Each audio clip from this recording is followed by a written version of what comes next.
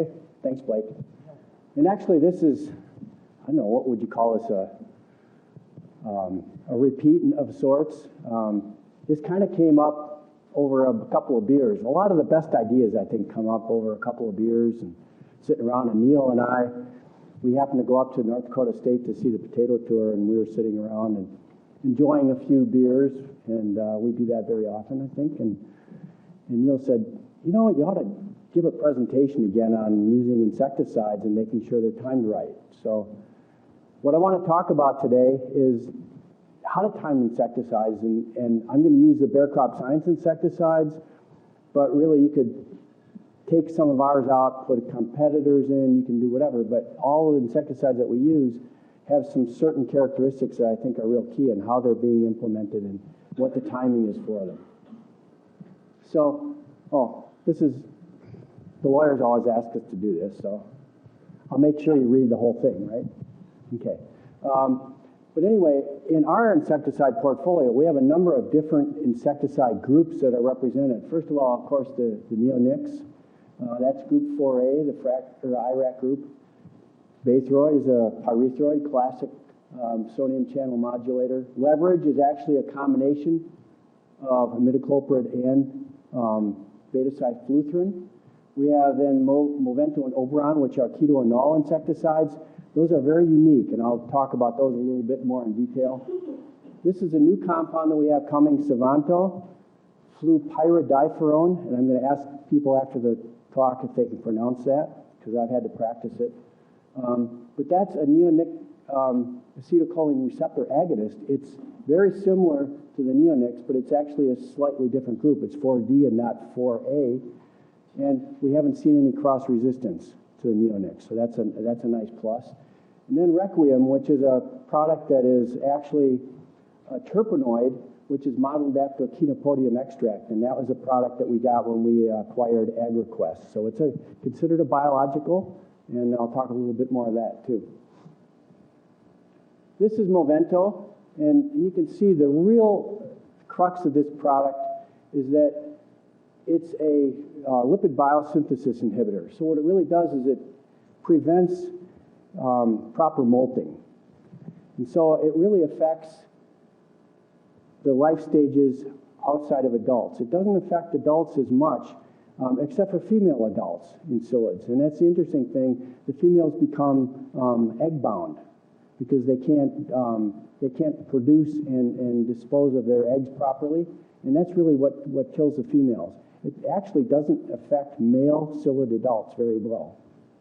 But you can see here, they accumulate nymphs and they die, and it has a strong effect on fecundity too, because the eggs aren't produced normally and so on.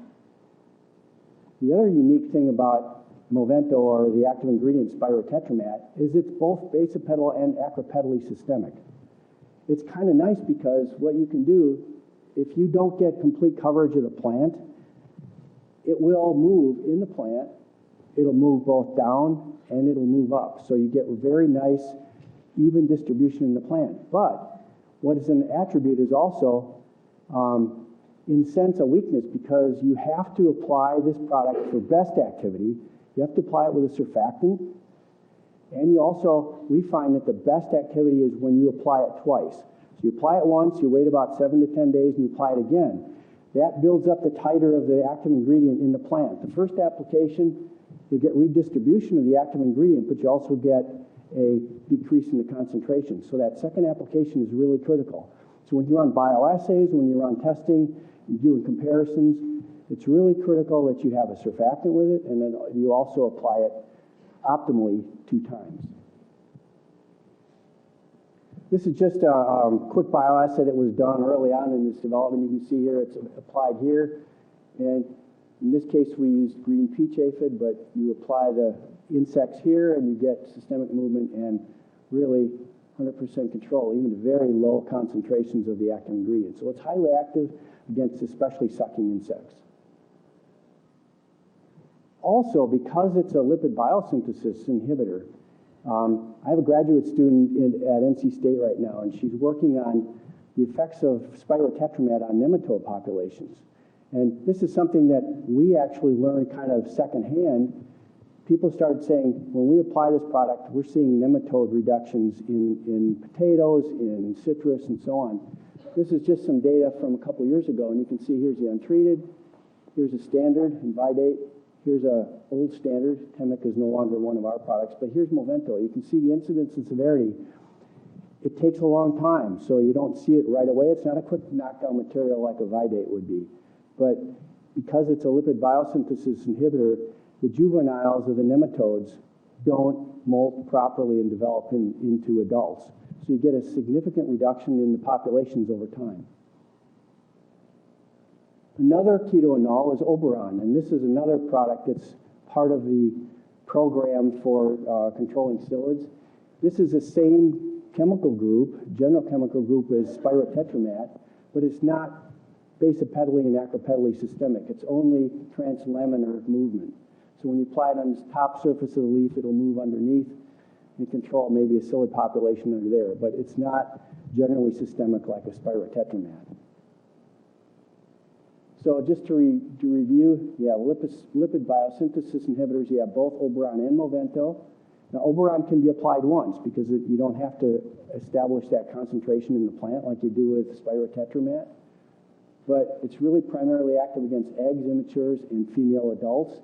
It's not a fast compound either, so you have to wait 7 to 10 days before you really see an active response to the population.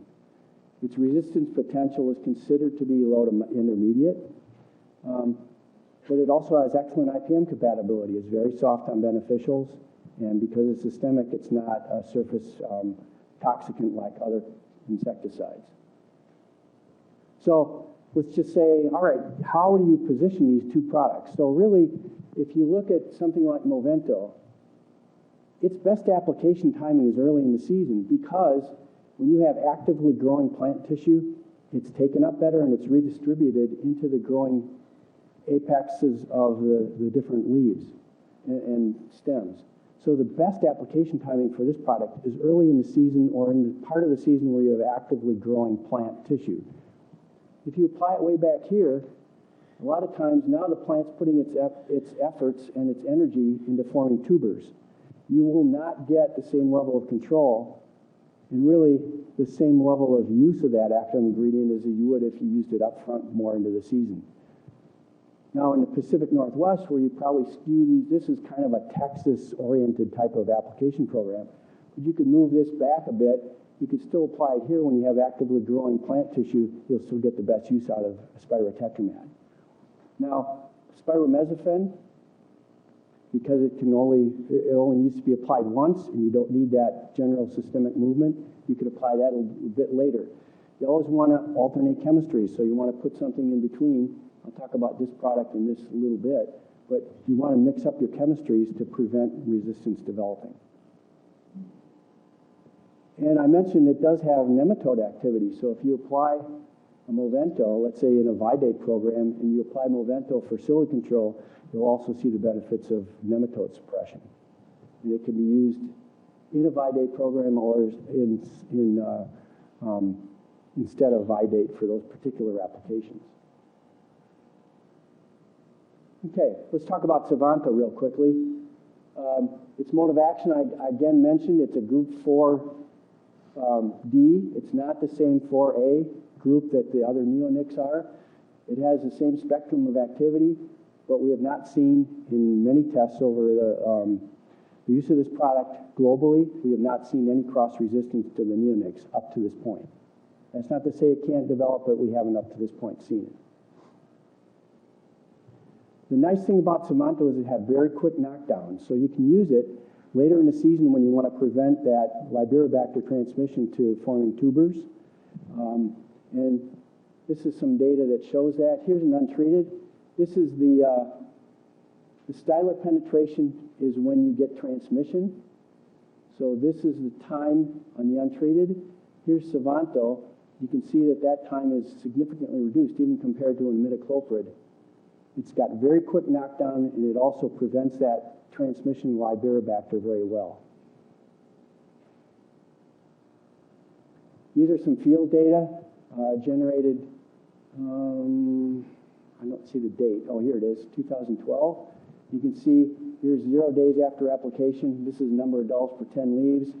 You can see that here's SIVANTO, these last 3 bars, very quick knockdown. Here's 1 day after the application and 4 days. You can see it compares very favorably with some of the other faster knockdown materials like an Agromec. So again, here's some data that Don Henney developed last year. Again, very quick knockdown. This is 1 day after application. You can see already almost 60% control, or percent mortality compared to other products. So it's got very fast knockdown. So again, where would you use a product with very quick knockdown?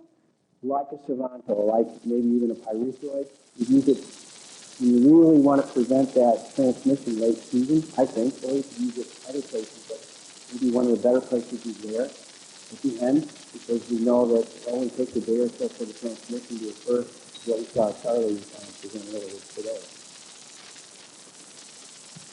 And last but not least is the biologic. And REQUIEM is an interesting product. It's based on an extract of pseudopodium. And what they did is they took the terpenoids that were in that extract. They took a couple of terpenoids that were not really desirable because of toxicology issues. And they basically made a pseudopodium type extract. And it has the same level of better activity than the natural product. And it works by degrading the insect cuticle, and it desiccates the target insect. So it gets in those spiracles, it gets in on their cuticle, and it actually causes them to kind of bleed open, so to speak. And to get that effect, you have to get really good coverage with this product. So coverage is essential, and so it means you have to use fairly high water volumes, you have to use the right kinds of nozzles, but it's got very fast knockdown, and it affects all life stages. So really, the best time probably for this just as an illustration is the terpenoids embed themselves into the exoskeleton, and it causes a kind of a bleeding and an opening of the integrity of the cuticle, and causes infection. Very safe on other beneficial. And I think the other part of it is the story on a product like REQUIEM, because it does also work very similar to SIVANTO or to pyridiferone. It does an excellent job of reducing transmission. In this case, it's actually in the viruses, but we would assume that it's the same then for something like that. It significantly reduces the feeding, and consequently then the transmission of the insect by Beaudoin. Here's some work that was done back in 2008, 2009, and 10. You can see it does work very well in not only reducing the transmission of Beaudoin, but it does reduce the amount of Goober chip-infected plants. Here's a comparison of Fugimite and Agromec and REQUIEM. It also, of course, reduces the infected tubers.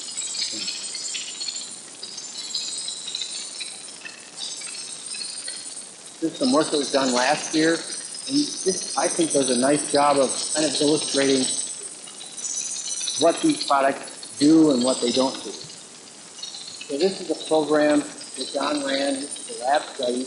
But if you look at the number of Psyllid eggs, this is untreated. This is 5 days after the application A, B, C, D, and E, so 5 days after the sequential set of applications. You see here's the number of Psyllid eggs. Here's the REQUIEM plus Movento, and we would actually, because Movento is very slow in its activity, we would play with the idea that you add a REQUIEM or you add a pyrethroid or something to get the adult knockdown, and then you get that residual control of a slow-acting product like Perkins. But you can see that all of these products have very good Psyllid egg activity. Of course, to get that reduction, you have to control the cells. But you can see here's Movento, SIVANTO, REQUIEM, and so on. And they all did a good job of reducing the egg count. Here's the nymph as well. Of course, to prevent the hatching of the eggs or prevent the deposition of eggs, you're going to get a reduction in the nymph or a killing of direct killing of the nymph. As you indicated, and here are all the products. They're doing a good job. What I thought was interesting is here's the adult killers. And I mentioned before, the spirotetramat does not control, especially adult males very well. And you can see here that all of these products in combination do a pretty good job. Here's Movento though. This is an adult Psyllid. You can see that of the different treatments, this has a higher number, at least after that first application, until the population is really under control and the spirotetramat is having an effect on reducing fertility.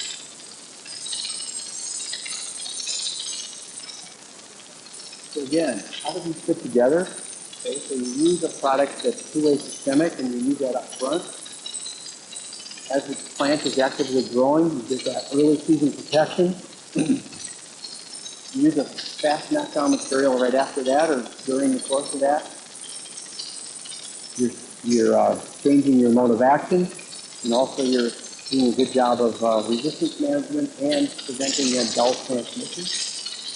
Here's another change. Here's back to Beaudoin if you want to do that, and then at the end, when you really want to prevent that transmission, you use a fast knockdown.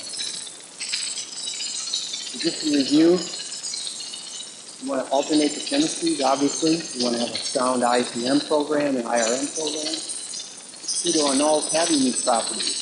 Use Movento and the best uptake and activity when the plant is actively growing. Don't use it late in the season when the plant is already forming tubers and really stopped its growth because you're not going to get your best use out of it.